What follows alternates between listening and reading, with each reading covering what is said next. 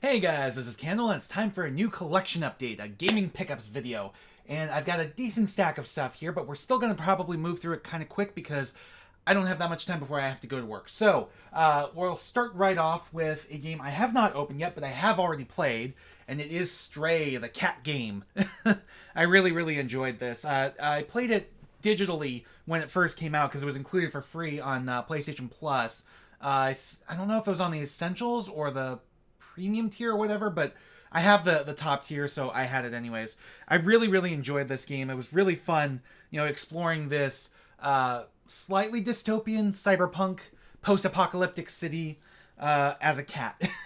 A lot of fun. So I definitely enjoyed it. I loved it enough to pick up the physical copy to support the developers. I have not opened it, so it still includes the 6 full color art cards. I have no real need to open it because, like I said, I have it digitally and I've already played through it. So definitely glad to add this to my collection, though. Another game I have not yet opened, it actually just came out a couple days ago, is Star Ocean: The Divine Force. Now, I have enjoyed Star Ocean 1 and 3. I've never actually beaten them, though. I have all of the main Star Ocean games, not necessarily their original releases. I have the PSP remakes of 1 and 2, plus the remaster of 1 on PS4. And those 2 games originally came out Super Famicom and the PS1. So I don't necessarily have all their original releases, but I still do have all of them. I haven't opened this yet because I want to play through the whole series in order. I know they're not necessarily all tied to one another, but they are set in the same universe, so unlike Final Fantasy, so I do want to play them in order if I can. So one of these days I'll get around to actually playing this, but until then, this is still sealed, although unfortunately it was a little bit damaged in shipping. There's a little bit of a divot on the spine here, and the actual wrapping is kind of it's missing a chunk on the spine and around to the front here. You can't really see it that well because it's all just clear plastic, but believe me, it's there. You'd be able to tell just by feeling it. Like, you can kind of see it's pulling away here. I don't want to mess up too much. Sorry, my little piece of paper privacy cover fell forward. There we go. Fix that. Anyways, moving on. I also got, and I did open this one, Valkyrie Elysium, also from Square Enix. They've been knocking it out of the park recently, dropping a whole bunch of games over the last couple months. This is a spin-off of the Valkyrie Profile series, which I have never actually played. However, I have been playing Elysium and have been really enjoying it. I'm about half to 2/3 of the way through. Definitely looking forward to finishing this game, but I had to put it on hold because another game I'm really looking forward to just came out. And I just noticed, I didn't even realize this when I got it. This has a reversible cover with some really nice artwork on it. Unfortunately, I don't really flip the reversible covers too often, but at least, it's got the proper spine on it. So I might end up doing that. But yeah, still really enjoying this game. I'm looking forward to the remaster or remake of whatever of Valkyrie Profile Lenneth, the first Valkyrie Profile game. It's supposed to be coming out sometime in the next few months. Unfortunately, it was supposed to come out alongside Valkyrie Elysium, but it unfortunately got delayed. Definitely looking forward to that at some point, though. But another Square Enix game, like I said, they've been on point, that I picked up is the Diafield Chronicle. This is kind of a spiritual successor to Final Fantasy Tactics and Tactics Ogre in the fact that it's a strategy RPG. However, unlike those, which are turn-based, alongside Triangle Strategy, which was definitely a spiritual successor to those games, this is real-time, and it's not grid-based either. I haven't gotten that far into it, only 1 or 2 missions, and I'm intrigued by it, but it feels weird playing what's essentially a real-time strategy game on console. I've done it before with Halo Wars. When that first came out, it was exclusive to Xbox 360. It eventually got a port to PC, but I'm intrigued by this. I may end up having to see if it's on PC and getting it there as well to play it that way. But until then, I do have the PS5 version. That is it for PS5 games. I do have a couple PC games, and we're going to continue the Square Enix train, although it's actually Square Soft. And these are a couple games that I really wanted for the longest time. I have on other platforms, but not the PC version. That is Final Fantasy VII for PC. This is the original trapezoid box. It's a little worse for the wear on the box. There's like some tears and ripples and stuff like that, creases. But everything inside, like it's got absolutely everything, and it's all in pristine condition. So, still very, very thrilled to have that. The reason why box is shaped so weirdly is because the PC version was published by Eidos, and who Square Enix eventually bought and have now since sold off. But yes, it was published by Eidos, and at the time, a lot of Eidos games were coming in these, trapezoid-shaped boxes. Like the first 4 Tomb Raider games, the Thief, I think Deus Ex, I'm not entirely sure on that one. First couple Soul Reaver games, Legacy of Kain games. Those were all in these trapezoid boxes with like the vertical gatefolds that opened up into like an hourglass shape. And I just love the quote from Newsweek saying, "The 7th time is a charm. Fantastic." Because this is, Final Fantasy VII. The ironic thing, though, is this is not the 7th Final Fantasy that we got here in the States. This is actually the 4th one. Because we got the first one on the NES, and then we got 2 and 3 on the Super Nintendo. And unfortunately, those weren't actually Final Fantasy 2 and 3. Those were 4 and 6, because 2 and 3 were NES games that never made it to the West, and the same with 5 was a Super NES game that never made it to the West initially. So 7 is actually 7, and it was the first time they put the numbers right. So it just, I think it's funny that, they're calling out the fact that it's the 7th game in the series that we'd only gotten 3 previous titles for. So yeah, still definitely glad to add this to my collection. I also added to my collection Final Fantasy VIII with the metallic box. I love collecting big box games. This one, I believe Squaresoft published themselves here in the West. Like I said, they had Eidos for Final Fantasy VII, but they did Final Fantasy VIII themselves. The box here is in better condition. It's got some creases around the front because it was kind of sunken in. I flipped the cardboard insert around because it's more of a tray to help try to prevent that from getting worse. Unfortunately, the discs inside it are all a bit scratched up to the point that the previous owner had even resurfaced the first disc. And I hope it still works. I don't have a disk drive in my computer, so I can't really test it.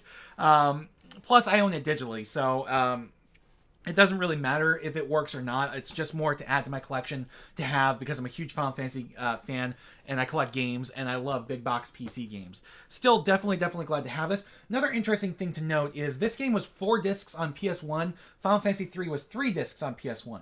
They each have an extra disc on PC for installation, and it has like higher quality FMVs and stuff like that for it. And so this is a 5-disc game on PC, and Final Fantasy VII is 4 discs on PC. Of course, if you get them digitally on Steam, there are no discs, but, that's how it works.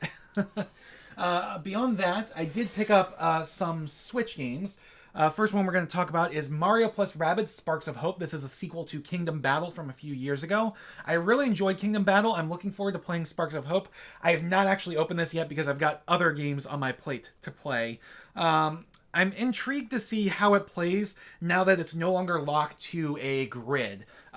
Kingdom Battle was very much grid-based, and it played very similarly to the more recent XCOM games, like XCOM Enemy Unknown and XCOM 2. So I'm very intrigued and want to see how it plays without a grid. I think it's still turn-based, though, so definitely interested to see how that all works out. But beyond that, I also picked up Bayonetta 1 for Switch. This recently got a physical release, finally, years later. Last time I talked about getting Bayonetta 2 new so that I could use the digital download code for Bayonetta 1. And so, as a result, I have not cracked the seal on this one. It's probably going to remain sealed for a good while, because, like I said, I can just download the Switch version, or I could go back and play the PS3 version. I have that. I don't have any of the other ports. Well, no. I do have the Wii U port, because that was included on a disc with Bayonetta 2 there. So, yeah. Definitely glad to add that to my collection. But I also got Bayonetta 3. So now I have the full trilogy, 1, 2, and 3. And yes, I am aware of some of the recent controversy surrounding Helena Taylor, the original English voice actress for Bayonetta being replaced by Jennifer Hale. I don't like I won't say I don't like. because I do enjoy her portrayal of Bayonetta, both Jennifer Hale and Helena Taylor, but I don't like how Helena Taylor basically lied. She pretty much straight up lied, partially through omission and partially through misleading and misrepresenting the facts, which were that she was offered basically 4 times her union rates to voice Bayonetta for Bayonetta 3, and instead she turned around and asked for six figures plus royalties, plus residuals, which pretty much almost nobody in the gaming industry gets. Like, nobody, not even developers, get residuals usually in the gaming industry. And yeah, it's kind of crummy that voice acting in general is kind of not respected enough to get the kind of pay that they really should for what they do. But on the other hand, she just completely misrepresented and lied about what was actually going on. And she's also come out saying, "Oh, boycott the game. Spend the money you would have spent on the game on various charities and so on." And it's brought to the light some of her politics, which I personally do not agree with, because of some of the charities she's forwarding for people to donate to. And yeah, so still looking forward to playing more of Bayonetta 3. I started playing this last night and have been really enjoying it. The visuals are a little bit crunchy on the Switch. I really think that Nintendo needs to... I won't necessarily say they need to abandon the handheld market or the hybrid style that they've gone for with the Switch, because it's really done well for them. I mean, the Switch is already one of the most best-selling game systems of all time. It's not quite the highest. It hasn't quite reached DS or PS2 heights yet, but it may soon. But it's pretty clear now that we need new hardware. We need more powerful hardware. And I think they should really take advantage of NVIDIA's DLSS technology so that they can push for better visuals without necessarily requiring so much more power. Because, again, like I said, I don't think they're going to abandon the handheld or hybrid form factor. So we're probably not going to get another strictly just a set-top box from Nintendo for a good while. But it's time for some new hardware. We need a Switch Pro or a Switch 2 or something. Because like I said, the visuals on this game are kind of crunchy. And it's just amazing looking at some of the sacrifices developers have to make when trying to port and even just Xbox One and PS4 games to the Switch, let alone Xbox Series and PS5 games to the Switch. So, yeah. Still, hell of a fun game. Really looking forward to playing more. That is it for now. Like I said last time, I do have a new project I'm working on to hopefully get out by mid-December.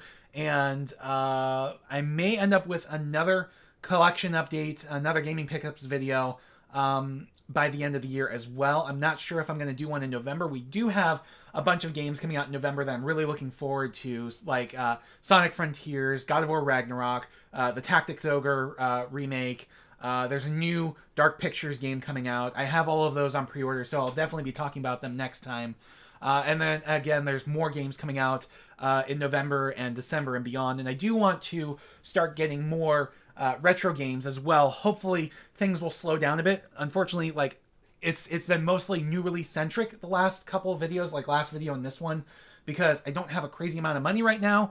And, like, there's just so much coming out. It's the fall, the games typically come out from September all the way through February now. So it's those summer months that are the dry ones. So anyways, that is it for now. I will see you guys next time. Thanks for watching. Please remember to comment, rate, and subscribe.